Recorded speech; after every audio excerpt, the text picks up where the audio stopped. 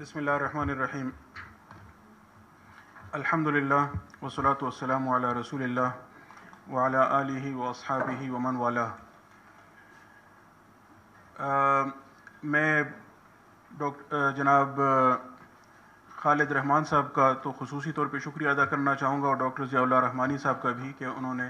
مجھے یہاں آ کر اس موضوع پر بولنے کا موقع دیا ہے. اور انسٹیٹیوٹ آف پالیسی اسٹڈیز کا ظاہر بہت اہم کردار ہمیشہ سے رہا ہے آراء کی تشکیل میں بھی اور ان کی ترویج و اشاعت میں بھی، اور پالیسی پرسپیکٹیو سے ظاہر ان کا کام بہت ہی اہم ہے. یہ جو 2 دن کا نیشنل راؤنڈ ٹیبل ہے، اس کے بھی اثرات انشاءاللہ بہت مفید ہوں گے،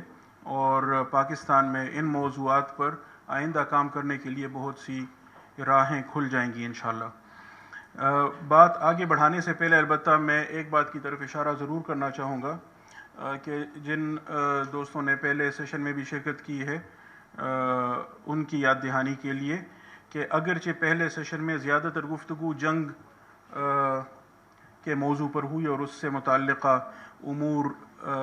سامنے آئے، لیکن بنیادی طور پر اس 2 روزہ راؤنڈ ٹیبل کا جو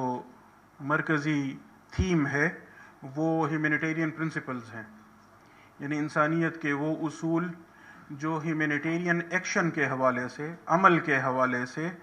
بین الاقوامی ریڈ کراس کمیٹی اور اس کی اس تحریک میں کار فرما ہیں، جن کا ذکر ایک آدھ دفعہ بیچ میں ہوا بھی، اور وہ باہر آپ کو وہ پینافلکس میں نظر بھی آتے ہیں. 7 جو اصول ہیں، غیر وابستگی، غیر جانبداری وغیرہ. تو اصل میں یہ دیکھنا ہے کہ عملی حالات میں ہیومینیٹیرین ایکشن کے دوران جب کہیں مثال کے طور پہ جنگ کی صورتحال ہو یا قدرتی آفات کا مسئلہ ہو، اور وہاں یہ تحریک اور یہ کمیٹی اپنی کارروائی کرتی ہے اور اپنے فرائض سر انجام دیتی ہے، تو وہ کون سے اصول ہیں جو اس کے مد نظر ہیں، اور عملی طور پر کیا چیلنجز اور مسائل درپیش ہوتے ہیں. تو یہ میں نے اس لیے یاد دلانا ضروری سمجھا کہ جنگ کا ظاہر ہے اس موضوع سے گہرا تعلق ہے، لیکن ساری ڈسکشن یہاں جنگ کے تناظر میں نہیں ہوگی، بلکہ ان اصولوں کے تناظر میں ہوگی جو اس کمیٹی اور اس تحریک کے اصول ہیں.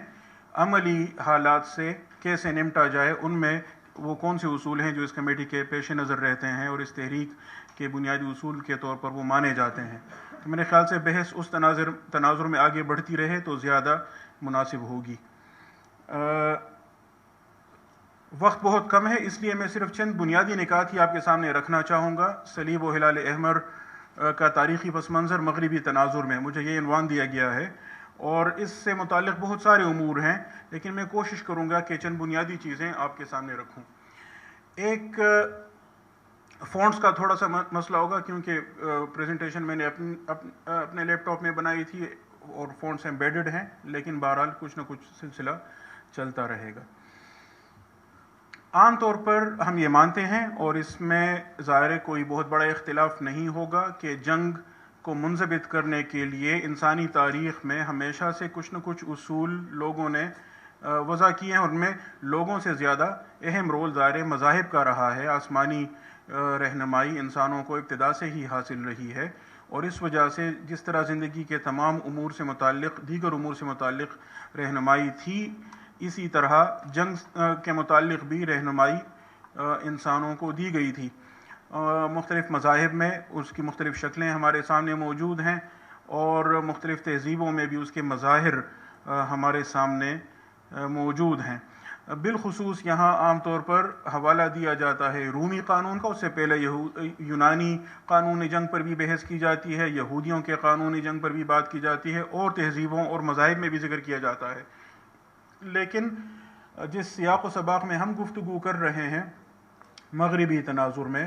تو اس میں بالخصوص رومی قانون کا ذکر زیادہ اہم ہو جاتا ہے. اور رومی قانون کے متعلق ایک بات یہ مختصر نوٹ کر لیں کہ رومی بین الاقوامی قانون، جو زینٹیم جس کو کہا جاتا ہے، law about others, law of nations, تو اس کا اطلاق صرف ان اقوام پر ہوتا تھا جن کے ساتھ روم کا معاہدہ ہوتا تھا. جن کے ساتھ معاہدہ نہیں ہوتا تھا تو ان کے لیے بین الاقوامی قانون نام کی کوئی چیز نہیں تھی. اچھا، اب جن کے ساتھ روم کا معاہدہ ہوا اور معاہدے کے بعد اس کی خلاف ورزی ہوئی تو یہ جنگ کی ابتدا کے لیے ایک جائز سبب قرار پاتا. علت القتال اسے آپ کہہ سکتے تھے کہ اس نے امن کے معاہدے کی خلاف ورزی کی ہے. اس کے علاوہ بھی اور علتیں پائی جاتی تھیں رومی قانون میں جن کو جنگ کے جواز کے طور پر پیش کیا جاتا تھا. اسی طرح جنگ کے اختتام کے حوالے سے کہ جنگ کیسے ختم ہوتی ہے، ظاہر ایک طریقہ یہ ہے کہ آپ فریق مخالف کو شکست دیں، فتح حاصل کر لیں. دوسرا یہ ہوتا ہے کہ آپ امن کا معاہدہ کر لیں مثال کے طور پہ. اور تیسرا یہ ہوتا ہے کہ کوئی باقاعدہ معاہدہ تو نہ ہو لیکن وقتی طور پر جنگ بندی ہو جاتی ہے، سیز فائر ہو جاتا ہے. ہر معاملے میں ان تینوں مراحل میں جو دوسرا فریق ہوتا تھا اس کے لیے رومی قانون کے تحت کچھ نہ کچھ چیزیں موجود تھیں. سب سے بہتر پوزیشن وہ ہوتی تھی جب روم یہ ضروری سمجھتا کہ دوسرے فریق کو وہ فتح بھی نہیں کر سکتا اور سیز فائر سے بھی بات نہیں پوری ہوگی تو اس کے ساتھ امن کا معاہدہ کر لیتے ہیں. اس امن کے معاہدے کے نتیجے میں دوسرے فریق کو کچھ زیادہ یوں کہیں کہ رعایتیں مل جاتی. اچھا، جنگ کی ابتدا اور جنگ کے اختتام کے متعلق تو رومی قانون میں جزئیات پائی جاتی تھیں، لیکن جنگ کے دوران میں کیا کیا جائے گا؟ اب جب جنگ شروع ہو چکی ہے تو کیا کرنا ہے، کیا نہیں کرنا، کن اہداف پر آپ حملہ کر سکتے ہیں، کن لوگوں کو نشانہ بنا سکتے ہیں، کون سے ہتھیار استعمال کر سکتے ہیں، اس کے متعلق رومی قانون میں کوئی تفصیلی ہدایات نہیں تھیں بلکہ اس کو جنگجوؤں کی ڈسکریشن پہ چھوڑا گیا تھا. اسلامی قانون پر میں بات یہاں نہیں کر سکوں گا وقت کی کمی کی وجہ سے بھی اور موضوع سے بات دور چلی جائے گی اس وجہ سے، ورنہ میں ضرور بتانا چاہتا کہ جنگ کی ابتدا کے حوالے سے بھی، جنگ کے اختتام کے حوالے سے بھی، جنگ کے بعد بھی اور جنگ کے دوران بھی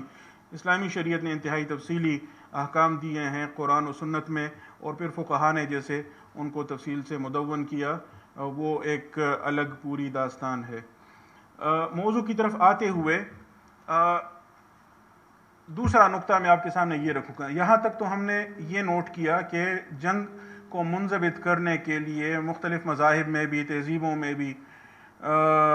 رہنمائی موجود تھی اور کسی نہ کسی صورت میں کوئی نہ کوئی قانون، اصول و ضوابط بہرحال رہے ہیں. ان کو انسانیت کا مشترکہ ورثہ کہا جاتا ہے.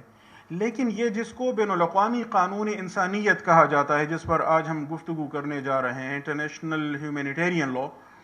اس کی تاریخ اتنی مختصر کیوں بیان کی جاتی ہے؟ 150 سال کی تاریخ. اس کی وجہ بالکل واضح ہے اور وہ یہ کہ بین الاقوامی قانونی نظام جس کے اندر یہ قانون بنا ہے اس کی اپنی تاریخ ہی بہت مختصر ہے. یعنی ایک تو یہ بات کہ جنگ کے متعلق اصول تھے یا نہیں تھے، قوانین تھے یا نہیں تھے، یہ تو ظاہر ابتدا سے رہے.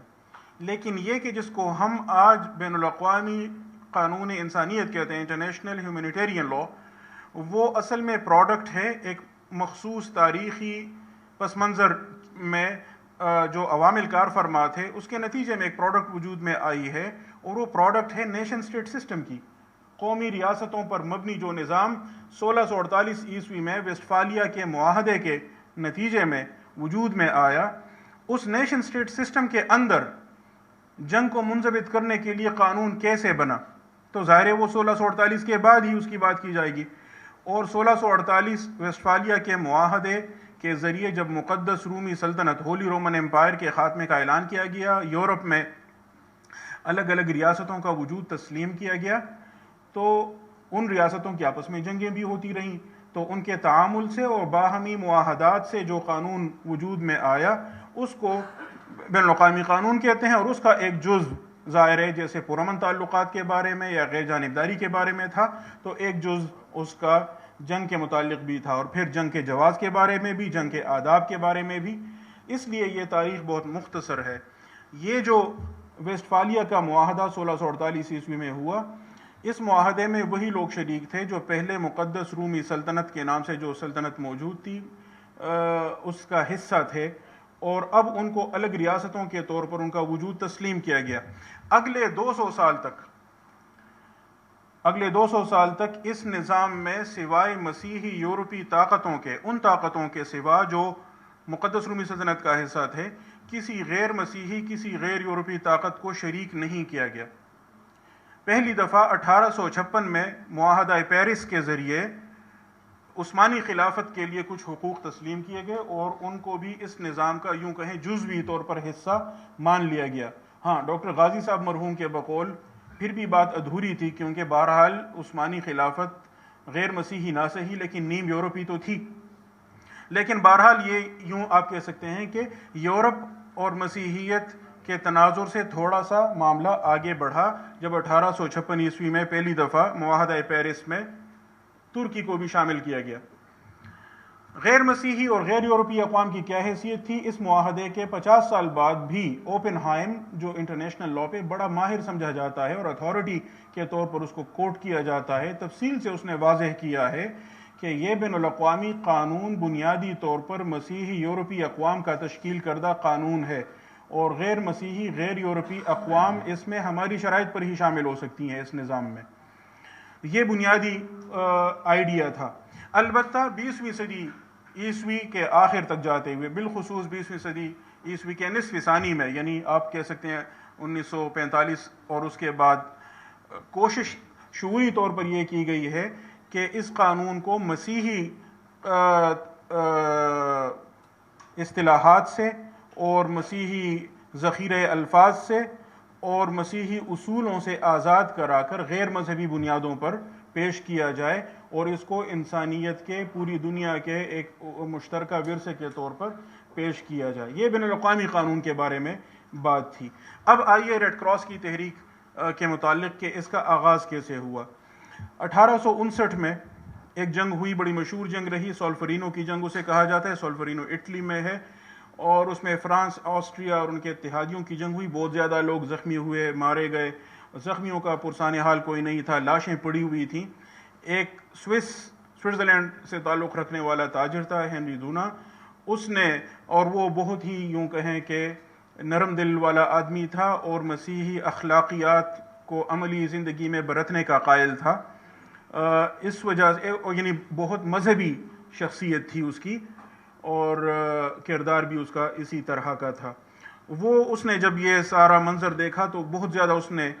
دکھ محسوس کیا، اور پھر اس نے اپنی یادداشتوں پر مشتمل ایک چھوٹی سی کتاب بھی مرتب کی اس جنگ کے بارے میں، 1862 میں پبلش ہوئی۔ اس کتاب میں اس نے 2 اہم تجاویز پیش کی۔ ایک تجویز یہ کہ ایک غیر جانبدار تنظیم ہونی چاہیے جو زخمیوں کو اور اسی طرح جو لاشیں پڑی ہوئی ہیں ان کا خیال رکھے، اور وہ جنگ میں کسی فریق کی جانب سے شریک نہ ہو، وہ صرف انسانی ہمدردی کی بنیاد پر کام کرے۔ اور یہ باتیں تو چلیں بہت سارے لوگ کہتے رہے ہوں گے، لیکن جو اس کا اصل کنٹریبیوشن ہے وہ یہ کہ اس نے یہ ضروری محسوس کیا کہ ایسی کوئی تنظیم کام کرے گی تو اس کی راہ میں کیا رکاوٹیں ہوں گی۔ ان رکاوٹوں کو دور کرنے کے لیے ضروری یہ ہے کہ یہ ریاستیں آپس میں ایک معاہدہ کر کے اس تنظیم کو یہ کام کرنے کا موقع فراہم کریں اور مینڈیٹ دیں۔ اس کے نتیجے میں 1863 میں ایک کمیٹی سوئٹزرلینڈ میں قائم کی گئی۔ اس کمیٹی کا ابتدا میں نام تھا زخمیوں کی امداد کے لیے بین الاقوامی کمیٹی۔ 1876 میں پھر اس کا نام International committee of the red Cross کر دیا گیا۔ 1863 میں جب یہ قائم کی گئی تو اس کا عنوان تھا زخمیوں کی امداد کے لیے بین الاقوامی کمیٹی۔ 1876 میں اس کو بین الاقوامی ریڈ کراس کمیٹی کا عنوان دیا گیا۔ 1864 میں، یعنی اس کمیٹی کے قیام کے اگلے سال، یورپی طاقتوں نے آپس میں پہلا جنیوا معاہدہ کیا اور اس میں یہ قرار پایا کہ زخمیوں کی دیکھ بھال کی جائے گی، چاہے وہ کسی بھی فریق سے ان کا تعلق ہو، اور یہ جو کمیٹی ہے اس کو اس کام کے لیے مینڈیٹ ان کا مان لیا گیا۔ جیسے میں نے عرض کیا، یہ بنیادی طور پر مسیحی اخلاقیات سے نکلا ہوا تصور تھا اور اس میں کوئی دو رائے نہیں ہے، یعنی ہنری ڈونا کی اپنی کتابیں بھی اس پر گواہ ہیں اور سارا کام اس پہ گواہ ہے کہ وہ مسیحی اخلاقیات پر مبنی تصور تھا اس کا۔ اس کمیٹی کے قیام سے پہلے اس نے کرسچن یونینز بنانے کی بھی ایک اور بین الاقوامی تحریک بنانے کی کوشش کی تھی، اور اسی طرح اس نے صراحت سے کہا ہے کہ یہ کرسچن چیریٹی کا جو تصور ہے، چیریٹی مسیحی مذہب میں اس کا جو مخصوص تصور ہے وہ یہ ہے، جیسے انجیل میں مسیح علیہ الصلوۃ والسلام کی تعلیمات میں اس کا ذکر ہوتا ہے کہ کوئی ایک رخسار پر تماچا مارے تو دوسرا آگے کر دیں، ٹرن دا ادر چیک، اس کو چیریٹی کہتے ہیں مسیحی تصور میں۔ تو گویا دوسروں کے لیے آپ ساری مصیبتیں اپنے اوپر لے لیں اور دوسروں کے کام آئیں اور ذاتی اغراض سے بالا تر ہو کر، اس طرح کا تصور تھا۔ اور اسی طرح وہ کرسچن انٹرنیشنلزم، مسیحی بین الاقوامیت کی بات کرتا تھا۔ اچھا، دلچسپ بات یہ ہے کہ ہنری ڈونر جس نے یہ اہم تصور دیا اور یہ کمیٹی قائم کی اور یہ پوری تحریک وہاں سے شروع ہوئی، اس کو خود پھر کمیٹی سے بعد میں نکال دیا گیا، اور وہ بعد میں اس کو بہت سارے مسائل کا سامنا کرنا پڑا، بینکرپٹ بھی ہوا بیچارہ۔ 1910 میں اس کا انتقال ہوا۔ اس کے بعد جو لوگ کمیٹی میں آئے ان میں بالخصوص یہ نام بہت اہم ہے گستاو موئینے کا۔ یہ گستاو موئینے جو تھا یہ یوں کہیں کہ ہنری ڈونا کی طرح مثالیت پسند آئیڈیلسٹ نہیں تھا، بلکہ پریگمیٹک خود کو کہتا تھا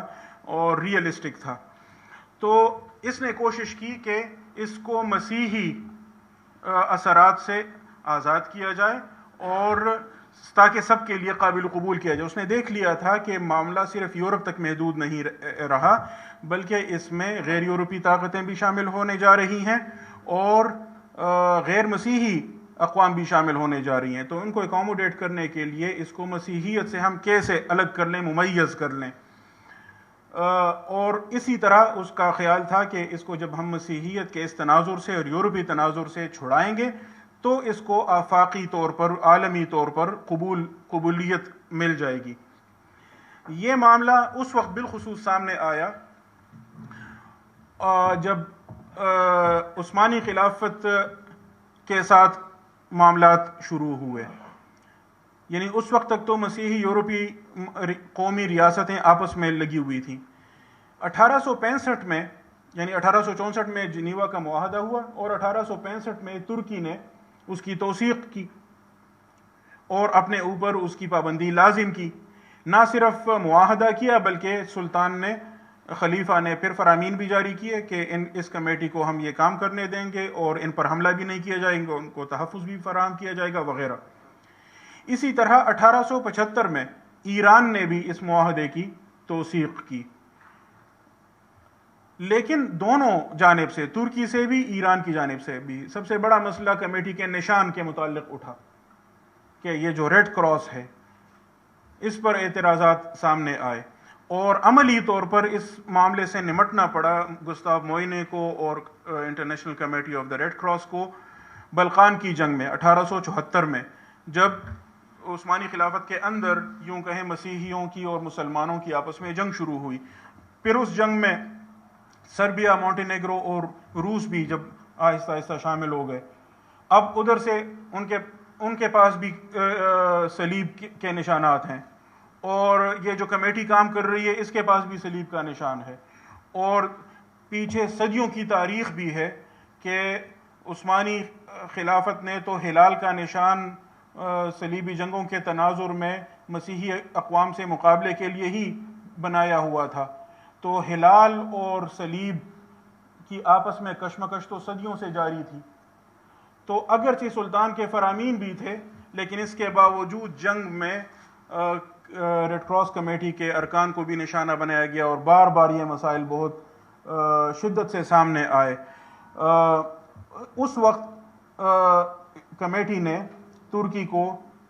یہ اجازت دی کہ وہاں جو کمیٹی کام اس کے ارکان کام کریں گے، افراد کام کریں گے، تو ان کو یہ اجازت دی کہ وہ وہاں ریڈ کراس کی جگہ ریڈ کریسنٹ، ہلال احمر استعمال کر سکتے ہیں۔ اسی طرح ایران نے ہلال احمر کے سے بھی آگے بڑھ کر سرخ سورج اور سرخ شیر کے نشان کا مطالبہ کیا، وہ بھی ان کے لیے بعد میں مان لیا گیا۔ اچھا، اب یہ جو ریڈ کراس کمیٹی وجود میں آئی تو ابتدا میں تو اس کا کام جیسے میں نے عرض کیا زخمیوں کی دیکھ بھال تک تھا، لیکن آہستہ آہستہ کر کے اس کا کام پھیلتا گیا اور عمومی طور پر مسلح تصادم یعنی جنگ سے پیدا ہونے والے مسائل کو اس کے مینڈیٹ میں بتدریج شامل کیا گیا، اور اب وہ کام بین الاقوامی ریڈ کراس کمیٹی کے ذمے ہے۔ پھر جو قدرتی آفات کے چیلنجز ہوتے ہیں، جیسے کہیں زلزلہ آیا، سیلاب آیا، اور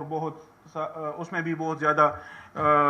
نقصان ہوتے ہیں وغیرہ، ان سے نمٹنے کے لیے خصوصی طور پر ہر ملک میں قومی ریڈ کراس کمیٹیاں وجود میں لائی گئیں،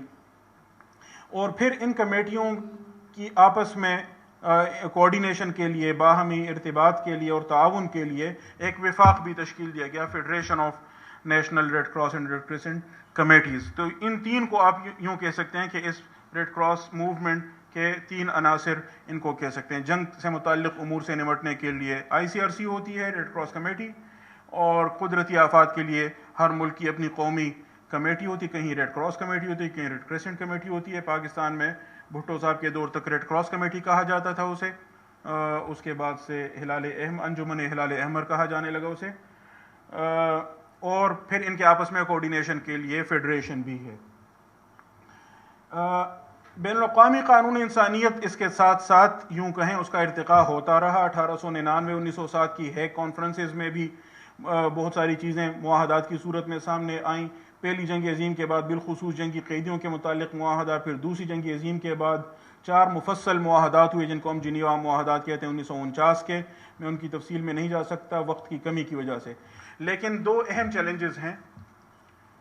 جن پر اس راؤنڈ ٹیبل میں بھی گفتگو کی ضرورت ہے اور آئندہ کے لیے بھی اس پر لائحہ عمل طے کرنے کی ضرورت ہے۔ ایک چیلنج جو اس پوری موومنٹ کو ابتدا سے درپیش ہے اور ابھی تک درپیش ہے، اور جہاں بھی بات ہوتی ہے بالخصوص مسلمانوں کے معاملات میں، وہاں یہ سوال لازماً اٹھتا ہے، یہ نشان ریڈ کراس کا ایمبلم، اور یعنی ایک تو آنکھیں بند کرنے والی بات ہے کہ اس پر بات کی کوئی ضرورت نہیں اور یہ مسئلہ حل ہو چکا، اور ایک یہ بات ہے کہ نہیں، مسئلہ موجود ہے اور اس پر بحث کی ضرورت ہے۔ یہ سوال کہ ریڈ کراس کا نشان کیوں بنایا گیا، اس کمیٹی نے یہ نشان اپنے لیے کیوں منتخب کیا، اس کی کئی توجیحات ہیں، لیکن جیسے میں نے عرض کیا ہنری ڈیونا ایک عملی مسیحی تھا، اور اس میں کوئی شک نہیں ہے۔ اگر آپ اس کو سوئٹزرلینڈ کے جھنڈے سے بھی ماخوذ سمجھیں تو سوئٹزرلینڈ کا بھی مسیحی ریاست ہونا مسلم ہے۔ اچھا، اس وقت وہ غیر جانبدار ریاست تھی، یہ بھی مسلم ہے، اگرچہ اس غیر جانبداری پر اب کئی سوالات اٹھ کھڑے ہوئے ہیں، بالخصوص جب وہاں مساجد میں میناروں پر پابندی والا معاملہ اٹھا ہے۔ لیکن جو اس وقت میں بات کرنا چاہتا ہوں وہ یہ ہے کہ سوئٹزرلینڈ کا یا کسی بھی یورپی ریاست کا مسیحی پس منظر نظر انداز نہیں کیا جا سکتا، لیکن 1906 میں بالآخر سوئٹزرلینڈ یہ قرار دیا گیا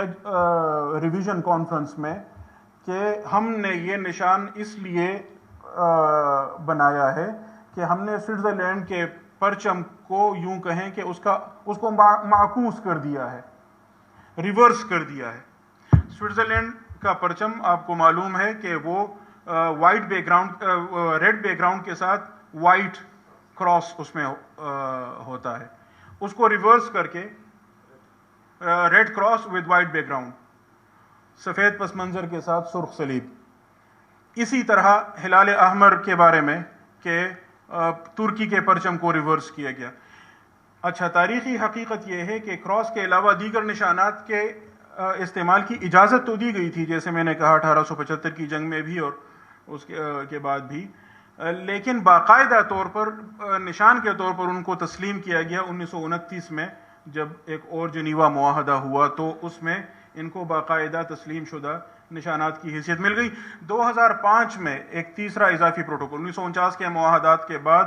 2 اضافی پروٹوکول 1977 میں آئے، تیسرا اضافی پروٹوکول 2005 میں آیا ہے۔ 2005 کے اس پروٹوکول کے ذریعے آپ یوں کہہ سکتے ہیں کہ ایک غیر مذہبی، غیر جانبدار قسم کا نشان بھی اب تسلیم کر لیا گیا، اس کو ریڈ کرسٹل کہتے ہیں، 4 کونوں والا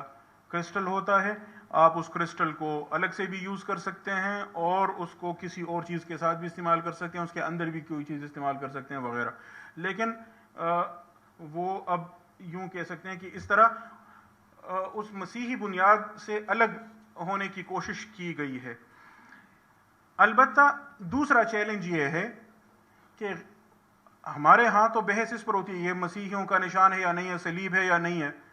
میرا سوال یہ ہے کہ مسیحی تصور زیادہ سنگین مسئلہ ہوگا مسلمانوں کے لیے یا غیر مذہبی تصور زیادہ سنگین مسئلہ ہوگا؟ یعنی جب بین الاقوامی قانون کو اور بین الاقوامی قانون انسانیت کو بالخصوص غیر مذہبی بنیادوں پر پیش کیا جاتا ہے تو وہ زیادہ بڑا چیلنج ہوگا، یا اس کو مذہبی تناظر میں پیش کیا جاتا ہے تو وہ بڑا چیلنج ہوتا ہے؟ دونوں چیلنجز ہیں ہمارے لیے، لیکن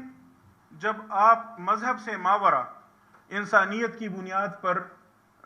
بات کرتے ہیں تو اس کے لیے ہمیں ظاہر اپنے بنیادی عقائد اور تصورات سے ذرا پیچھے ہٹنا ہوتا ہے۔ یہ بڑا سنگین مسئلہ ہمارے لیے ہو جاتا ہے۔ عام طور پر کہا جاتا ہے 1977 کے جو اضافی پروٹوکولز تھے ان کی تشکیل میں مسلمانوں نے بہت اہم کردار ادا کیا ہے، اس میں کوئی شک نہیں ہے، اور سچی بات یہ ہے کہ ان دونوں پروٹوکولز کو بنانے میں مسلمان ممالک کا، مسلمان اقوام کا بڑا کردار رہا، اور یہ مغربی اقوام کے علی الرغم یہ پروٹوکولز بنے ہیں، اس میں کوئی شک نہیں ہے۔ لیکن اس کے ساتھ ہی ایک اہم حقیقت یہ ہے کہ ان کا یہ کردار غیر مذہبی قومی ریاستوں کی صورت میں تھا، یعنی وہ کوئی اسلامی قانون کی بنیاد پر استدلال نہیں کر رہے تھے۔ اس وجہ سے آخری بات جو میں آپ کے سامنے رکھنا چاہتا ہوں وہ یہ ہے کہ اس ساری بحث میں اسلامی قانون کہاں ہے اور اسلامی قانون کہاں کھڑا ہے، مسلمان کہاں کھڑے ہیں؟ ظاہر ہے یہ سوال ریڈ کراس کمیٹی سے نہیں ہے، ریڈ کراس کمیٹی کے تو ہم شکر گزار ہیں کہ انہوں نے ہمیں مل بیٹھ کے اس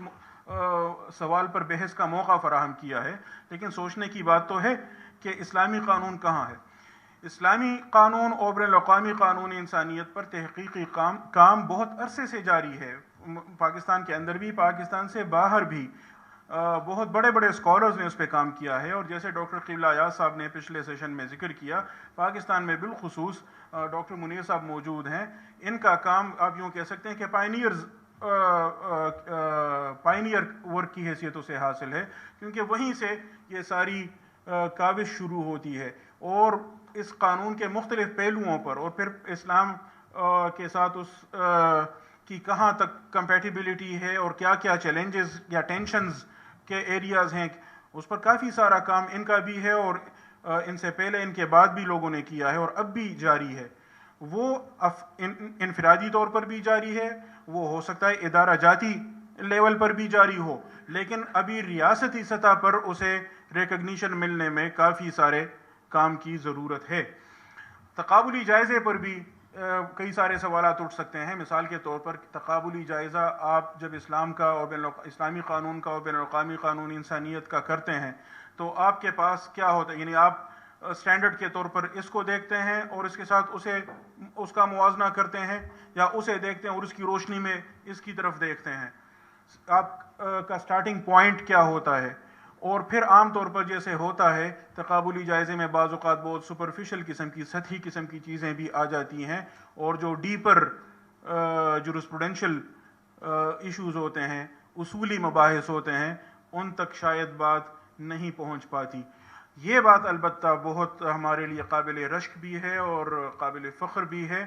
کہ اسلامی قانون سے مسلسل اخذ و استفادے کا سلسلہ جاری ہے، اور اگر بین الاقوامی قانون میں کسی اور شعبے میں اسلامی قانون کو نظر انداز کیا گیا ہو، ہمیں اس کا گلہ ہو، وہ اپنی جگہ ہوگا، لیکن جہاں تک قانونی جنگ کا تعلق ہے اور بالخصوص آداب القتال سے متعلق قانون ہے جس کو ہم انٹرنیشنل ہیومینیٹیرین لاء کہتے ہیں، تو اس میں اسلامی قانون مسلسل مباحثے میں موجود ہے، اور اس پر international committee of the red cross